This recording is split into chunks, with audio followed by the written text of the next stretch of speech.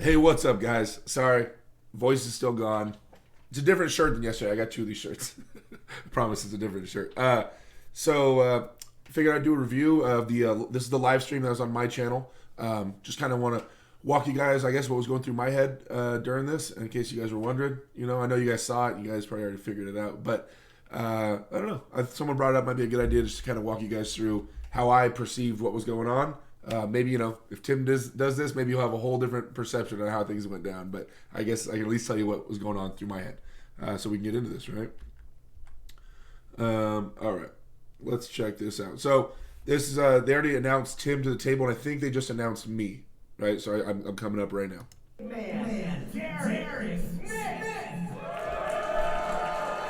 Yeah.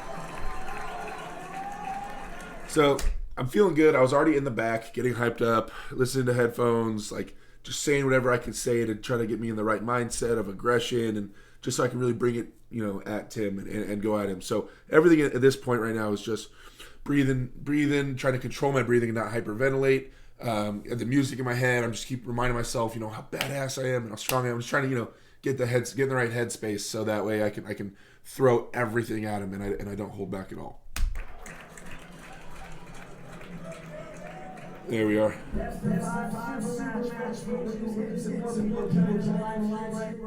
I was pacing so much back and forth that I was super thirsty.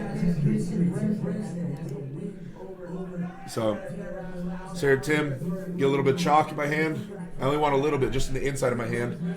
I got to scream here. I got to scream.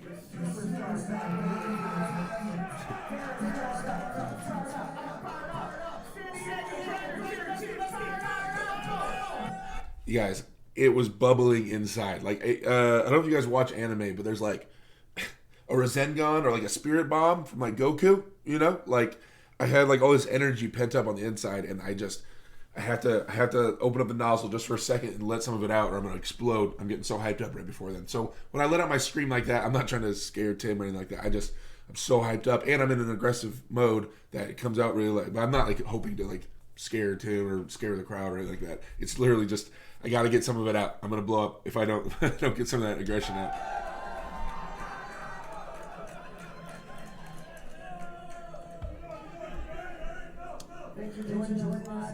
So in the setup here, my plan was to stay front right of the elbow pad, keep my elbow on the front right, apply up pressure with my hand, and cup through my index finger. So I want to do wrist flexion through the top of my hand, not through the bottom of my hand. That's the plan. So he keeps trying to get a good grip on me on the back of my hand with coverage, right? He keeps trying to get more and more coverage on the back of my hand. And every time he tries to get coverage, I would flex my hand, ball it up a little bit, and he would get thicker, and his fingers would come off the back of my hand a little bit. Tim has insanely strong fingers. And I don't know if you guys follow my channel, but previous to this, I was telling everybody, like, he's untop rollable. Literally, I've only seen 2 people ever top roll Tim. So my intentions 100% are not to top roll Tim. It's to have up pressure, drive sideways while cupping, right? That was my intention. So like a high hook, like driving him sideways. Because I've never seen his wrist. His wrist like never goes backwards. So that in no way was trying to top roll Tim. But I didn't want him to get enough purchase on the back of my hand where he could really drag me down, right? So I wanted, and he has a pretty small hand, so a little bit of maneuvering and his small fingers kind of go off the back of my hand. So I'm okay with this. It's reasonable. I know our shoulders aren't really squared up, but neither one of our shoulders are squared up, and they're working with it. My arms are so long. Leonard is trying to move me back to get us center table, so our wrists are center table. So he keeps trying to slide my elbow back. Leonard, the referee. So we couldn't really agree on the center, and so we go to a ref script. Now I'm telling him the whole time we're setting up right now, Tim is really bullying center table. He's pushing sideways hard with his shoulder to try to get me off center, to move me across the table. That was the pressure I was feeling from him. He was pushing. So that's why I looked at the referee, Leonard. I'm like, hey, he's pushing. He's trying to get me off center. I didn't want to start outside my shoulder at the beginning of the match. So I'm like, please just, I just want to start at center. So I'm doing a little grip games a little bit, and then he was pushing a little bit. That's kind of what the pressures I was feeling. Now, this is really big, the grip right here, right? Because I didn't want him to have amazing coverage. But we're in a ref script, so you're not supposed to move in a ref script, right? But I want to stay up as high as I can and have this up pressure while I get the best grip I can, because I plan on holding on to Tim.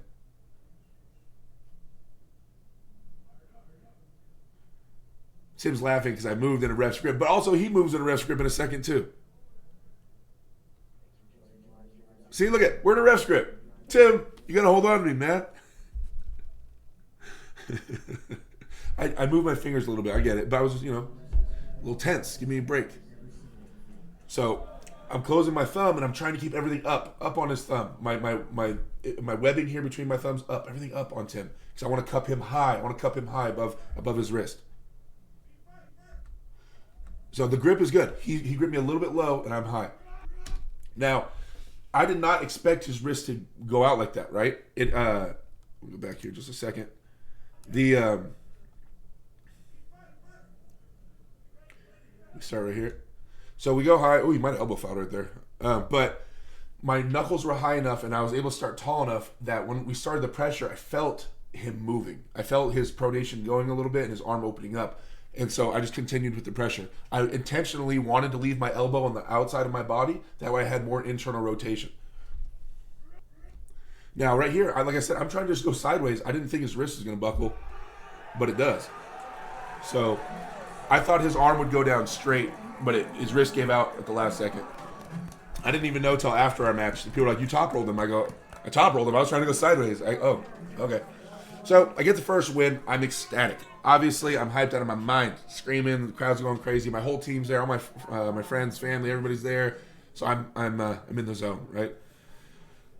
I know Tim wasn't liking the grip. I know after the match he had mentioned to me he didn't like the grip. Like he didn't like that. I wasn't giving him coverage. I was playing a lot of games in terms of the grip.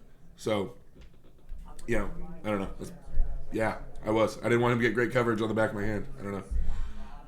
But in the end, I was holding on to him a lot too, right? You guys see me holding on. So that's my boy Ricky, my teammate Ricky Ramos, working on my arm, just trying to get some blood out of my forearm. He's trying to rub my forearm and maneuver it so we get blood out of it so I can maneuver it better. Right, so I can use my forearm better. Shaky ass camera. All right, here we go. So I want to recreate what just happened. I know my hand and wrist feel dominant. It didn't really crack, so I want to stay in a similar position. Now I believe the second match, Tim isn't loading sideways as much anymore. He's kind of more calm and getting more a calmer grip. Now I was high. My knuckles were high last round, and this round you can see I'm already dumping a little bit, and his angle is a lot higher, right? So I planned on holding on the first round, but this one, I don't know why. I was putting more emphasis on trying to pull up and not angle up. I was trying to give up pressure, and I wasn't obsessed with holding on to him like I was the first round. So yeah, I'm dropping my angle a little bit, and he wants to see his thumb knuckle. I remember they were talking about thumb knuckles a lot in this one, and I'm like, yeah, I mean, it's hard to see his thumb. So now my angle is dropped. First round, my angle was up. Second round, my hand is dropped here a little bit, right? Oh, come on. I guess you got to support the channel. Sorry. Okay, so my wrist is dumped in this one. You guys see his angle is way higher than it was first round. And I'm telling him, I was like, okay. So because his angle, he fires back for a top roll, and I'm holding on like 100%. Quickly, I get in a dangerous spot. I did not expect him to hit knuckles up like that. Normally, Tim kind of dumps a little bit when he hits, and this time he went knuckles up, which is kind of a new pressure for me, right? So right around here, I can feel. I mean, I'm being straight up with you guys. I can feel my wrist is going to go. I had misjudged Tim on the angle, and I was like, oh no, and he was too far out there before I could react. So, and I didn't have enough purchase on the back of his hand. So here, I'm like, dude, my wrist is going to go. I can feel it's going to go, meaning my wrist is going to dump if I just continue to hold on right there and keep my elbow planted. So before I get in any kind of losing position, I'm like, well, let me try to get to the straps. Not the prettiest thing. I did a little too quick. Maybe I would have got away with it if I progressively lost it and then pressed through it. But I didn't want Tim to forcibly crack my wrist open because it's kind of damaging when that happens. So I gave it up before he took it, and I tried to slip. I get a foul. Right, I get a foul. I think Tim wanted me to get called for the slip in a losing position and get the loss. I think that's what he's kind of arguing about. But they gave me a foul instead because it was pretty high up. I wasn't right there. It was kind of high. So I'm thinking, man, I lost my wrist. All right, I don't want to lose my wrist again. Right. So this one, now we're resetting up. This is round 2, resetting up for the match. I'm thinking, don't lose your wrist. Don't lose your wrist. Clamp down again. Like, because I wasn't focused on clamping that second round at first. So I'm like, all right. That's it. Like, you're strong enough, Derek. Everything else, your shoulder, your bicep, everything is holding up. Get a good grip on him. My angle's a little bit higher. Remember, because I want to stay above his wrist. But I'm putting way more emphasis on clamping this time. That's why I'm trying to get a deeper grip on the back of his hand. I'm putting way more emphasis on cupping and not letting my wrist go, rather than just rising. Right? So I'm higher than him. Technically, my fingers are higher than him, and I go up and I'm holding. So I could feel his arm failing, and his wrist snapped out.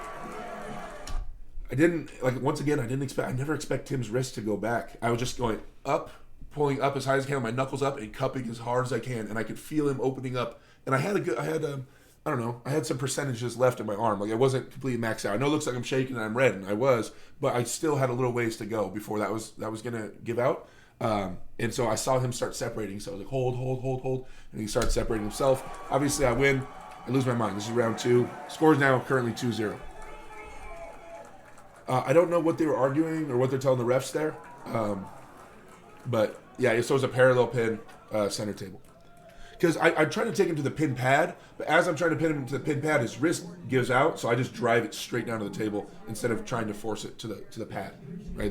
That's why it keeps going like parallel pin instead of me putting his arm into the pin pad, because his wrist dumps. When his wrist dumps, I just push straight down as hard as I can. So once again, my boy Ricky here working on my arm, trying to get the blood out of my wrist. Tim with all the endurance, this guy, he's already at the table each time. I'm the one we're getting worked on, trying to get some blood out of my arm. Let's see. I know I was taking my time a little bit. All right, so hyped up. I'm up currently 2-0. Hand and wrist are feeling good. I know that for a second I let it go, but it wasn't taken on round 2. I let it go. So my hand and wrist feel 100%. I'm not feeling too beat up. Not feeling like it got cracked. So now at this point, I'm like, just maintain. Get a good grip. Remember to hold on to Tim right now. Your hand's feeling great. Hold on to Tim. Maintain some center table pressure and up pressure, and just let your arm is doing good. Let him hopefully open himself up, and just keep cupping and pulling up. So I'm talking to Leonard. I'm saying he has a bow in his wrist. He has a bow in his wrist, like he was cupping me under. It felt like. So I'm pulling up, getting ready to hold on. Up, everything above his wrist. I'm going knuckles up, holding above his wrist. My cupping wasn't going out. I didn't want to scream in Tim's face. That's my boy. I have so much respect for Tim. So in that moment, I won the Sioux match. There you go, 3-0. I win the Sioux match, and I didn't want to scream in his face. It's disrespectful, So I'm like, center yourself, shake his hand, and but we talked about before the match doing all five rounds no matter what, because there's a pay-per-view. We wanted to give you guys that bought the pay-per-view access. So we're like, hey, we're gonna do all 5 rounds no matter what. So I win the match here 3-0. I'm like, yeah, let's do the final 2 rounds. But all prep for Tim. Now, I mean, I worked everything out, but the prep for Tim was my main focus was cupping through my index finger and through this high ridge. I didn't want to cup him low. I didn't want to end up in this position early on in the match. That sounded scary. I didn't want to be all palm up and trying to hook with him like Devin's match with him or Rustam Babayev. I didn't want to be all palm up with Tim trying to hook him. I really wanted to do high cupping through my index finger and not through my pinky finger, right? So it worked out, and that's all. I did it like 3 or 4 times a week, heavy cupping since I found out about this match. My cupping numbers in the gym, like my PR numbers, my personal records, were at an all-time high. All my cupping through my index finger was as strong as it's ever been, and it was important to me to get that strong. I wanted my ability to my wrist flexion to be balanced, low and high, so I could just cut my life away with Tim. So this round 4, I got it in the bag for the most part, So I'm like, okay. I didn't really have a game plan for this one. Just the same thing. Stay high and cup was the plan. He's going a little more knuckles up, but I'm feeling like his pronation has been getting worse and worse as the rounds went on. So I'm thinking, okay, just keep cupping. I think I'll eat through his pronation again. That was the plan.